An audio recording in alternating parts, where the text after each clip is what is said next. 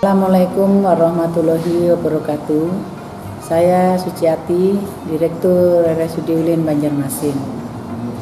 Reformasi birokrasi dilaksanakan secara konsisten untuk mewujudkan birokrasi yang bersih, sehingga mampu berkontribusi secara signifikan terhadap peningkatan pelayanan kesehatan di rumah sakit. Reformasi birokrasi dilaksanakan secara konsisten untuk mewujudkan birokrasi yang bersih dan akuntabel, yang mana saat ini Rumah Sakit Ulin telah berupaya mendukung pengembangan proses reformasi birokrasi Provinsi Kalimantan Selatan yang mencakup 8 area perubahan. Undang-Undang Republik Indonesia Nomor 44 Tahun 2009 tentang rumah sakit, bahwa Rumah Sakit Ulin Banjarmasin sesuai visi Provinsi Kalimantan Selatan, yaitu mapan, mandiri terdepan, lebih sejahtera, berkeadilan, berdikari, dan berdaya saing. Pada misi pertama, mengembangkan sumber daya manusia yang agamis, sehat, cerdas, dan terampil.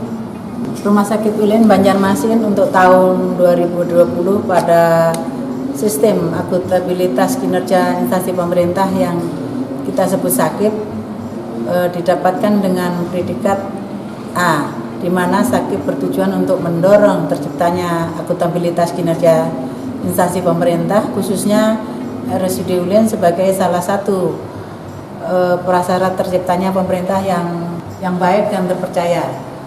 Perkembangan nilai SAKIP dari tahun ke tahun mengalami peningkatan. Pada tahun 2017, nilai SAKIP Rumah Sakit Ulin adalah 80,88 dengan sebutan nilai BB. Pada tahun 2018, nilainya 82,08 dengan nilai A. Untuk tahun 2019, nilainya 82,54 juga tetap A. Di dalam pelayanan Rumah Sakit Ulin juga ada instalasi pengaduan masyarakat. Jadi bagi masyarakat yang mengalami kesulitan dalam mendapatkan pelayanan bisa datang ke instalasi tersebut. Dan pada indikator mutu pelayanan Rumah Sakit Ulin melalui survei yang telah dilakukan dari tahun ke tahun. Pada tahun 2017 dengan nilai 77,2 dan tahun 2018 dengan nilai 78,4. Untuk tahun 2019 dengan nilai 80,13. Jadi mengalami peningkatan. Untuk pelayanan yang bermutu tentunya merupakan pelayanan yang harus dilengkapi atau disyaratkan oleh Rumah Sakit Ulin. Jadi untuk menjaga mutu ini, Rumah Sakit Ulin telah mengikuti akreditasi yang ditetapkan oleh KARS dan telah mengikuti 2 periode dengan predikat paripurna. Periode pertama yaitu pada tahun 2016 sampai 18. Jadi paripurna, dan kita untuk periode yang kedua yaitu dari 2019 sampai 2021 dengan predikat paripurna juga. Jadi ini penting karena mutu pelayanan akan tercermin di dalam akreditasi ini. Untuk pembinaan kepegawaian agar pelayanan bisa maksimal di Rumah Sakit Ulin sesuai pelayanan yang didambakan oleh masyarakat, maka di sini SDM atau tenaga Rumah Sakit Ulin kita agendakan ada 2, yaitu pengawasan yang akan diberikan reward dan mantisem terhadap karyawan-karyawan Rumah Sakit Ulin.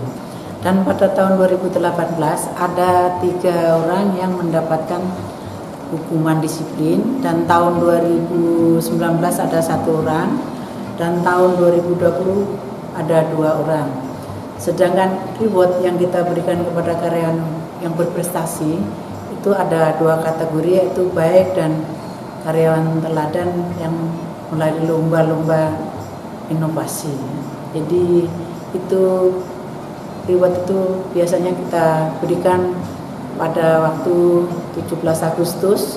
Setelah apel kita akan menyampaikan reward mereka yang berprestasi. Untuk reward inovasi yang pernah dilaksanakan di Rumah Sakit Ulin, di mana ada salah satu dokter yaitu Prof. Aldi telah membuat suatu karya tentang bantuan pernapasan untuk bayi yang lahir prematur. Ya, inovasi ini sampai ke tingkat nasional. Jadi ini masuk 40 besar yang waktu itu piala ini diserahkan oleh Wapres ke Bapak Gubernur langsung karena Rumah Sakit Ulin termasuk 40 besar. Untuk pengawasan kinerja karyawan yang bertugas di Rumah Sakit Ulin, maka di lingkungan Rumah Sakit Ulin telah menerapkan zona integritas, di mana pada zona integritas ini kita ada bebas korupsi, birokrasi bersih, dan melayani. Dan satunya lagi ada whistleblowing system. Jadi ini siapa yang menemukan atau melihat indikasi penyimpangan dan atau pelanggaran di lingkungan kantor ini supaya lapor ke 0821 5273 7383. Jadi dengan ini harapannya kinerja karyawan bisa terkontrol dan terawasi, dan harapannya memberikan yang terbaik kepada pelayanan Rumah Sakit Ulin. Untuk penataan dan penguatan organisasi sesuai PP nomor 18 tahun 2016 tentang organisasi perangkat daerah yang diubah menjadi PP nomor 72 tahun 2019, Rumah Sakit Ulin terus berproses untuk menyelesaikan regulasi tersebut yang telah ditetapkan oleh pemerintah. Untuk pelayanan di Rumah Sakit Ulin, Rumah Sakit Ulin telah ditetapkan oleh Menteri Kesehatan sebagai pusat rujukan provinsi. Tapi pada pandemi COVID ini, Rumah Sakit Ulin juga ditetapkan sebagai pusat rujukan pelayanan COVID sesuai SK Menteri nomor HK 0117-MKes-169-2020 tentang penetapan rumah sakit rujukan penanggulangan penyakit infeksi emerging tertentu. Jadi rumah sakit menerima pelayanan COVID yang tidak bisa ditangani di tingkat 2 ya. Jadi yang berat-berat dikirim di Rumah Sakit Ulin, tapi kalau tidak berat cukup diisolasi atau di rumah sakit tingkat 2 atau rumah sakit tipe B.